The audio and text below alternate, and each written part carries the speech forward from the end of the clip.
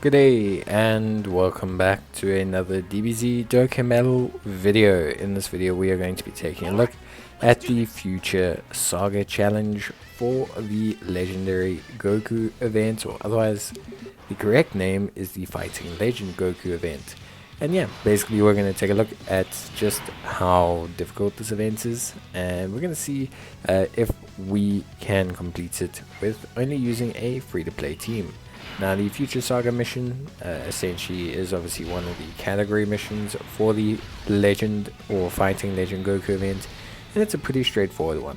I think for most players it's a pretty relatively easy one to do in general. It's got a lot of great units, especially now, recently after some buffs and some easy A's, and I think overall it's a pretty strong category in its own right. Now, free to play wise, the Future Saga also has some really strong options, with a lot of units being very reliable units that are in general just really strong and just suit the content. There are a couple things we need to focus on and some things we need to do, but we also have one of the best leads in the game in the form of the Vegeta and Trunks unit. They are obviously a fantastically strong defensive unit.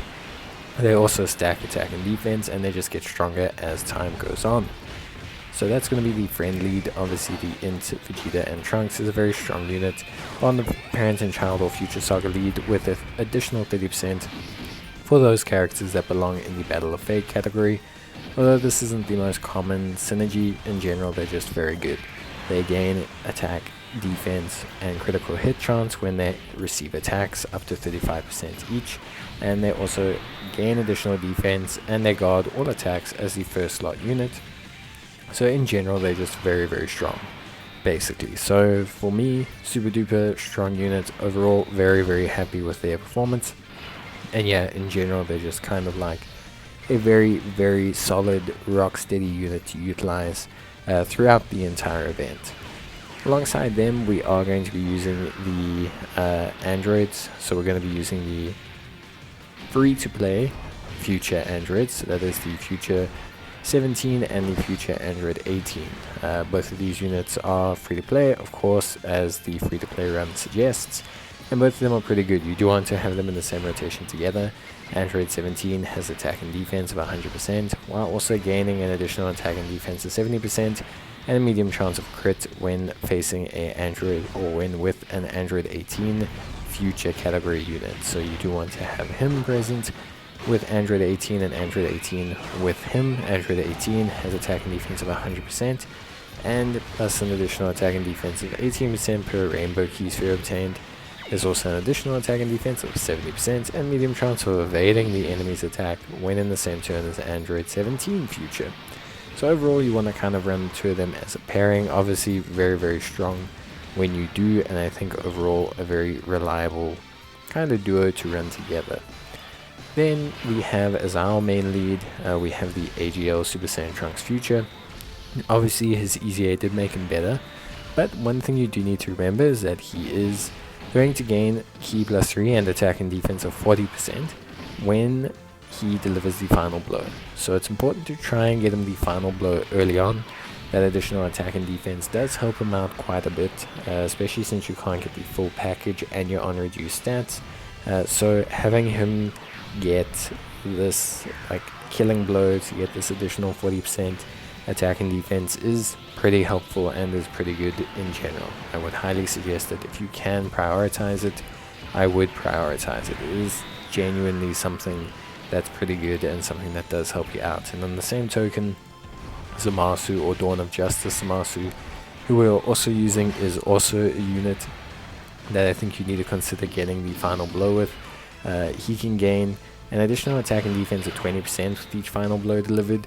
So if you can clear out 3 phases with him, he can increase his defense quite substantially, which I think helps him out a lot. Now, I don't manage to clear out any phases with him, but I think overall he is just fairly solid and reliable, and I think he does a honestly genuine job as a unit with just how well he does. So for me, I think personally speaking, obviously, you know, getting the final blows would definitely help him out a lot.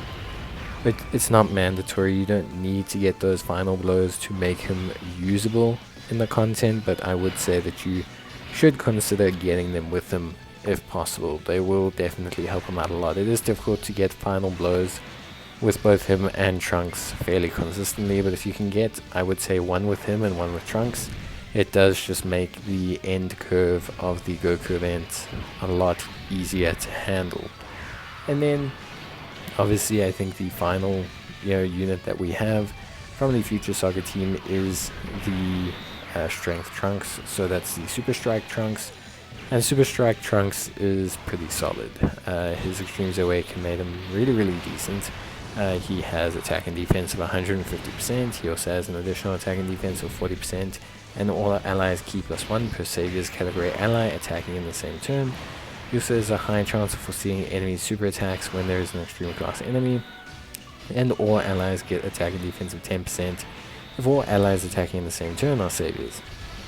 He also gives all allies key +1 and attack and defense of 20%. He raises attack and defense for one turn as well, which is pretty decent overall. He's not a crazy unit. We're not facing an extreme type unit at all. Goku's never an extreme type unit, so we don't really get to like fight some crazy extreme type unit and get a lot of his benefits active. But generally speaking, he's just super reliable. Defensively, he's quite sound. He doesn't tend to be a unit that takes a huge sum of damage regularly. So yeah, in general, he's just very solid, very reliable, gets the job done, and we can kind of count on him not to cost us in any way, shape or form. So yeah, that's kind of the team build. We'll obviously just skip ahead to when we're taking on the MUI Goku, and I think at this point we want to save the active skill for Trunks and Vegeta. So Trunks and Vegeta's active skill obviously increases their attack damage, but it also increases the defense of the rest of the rotation.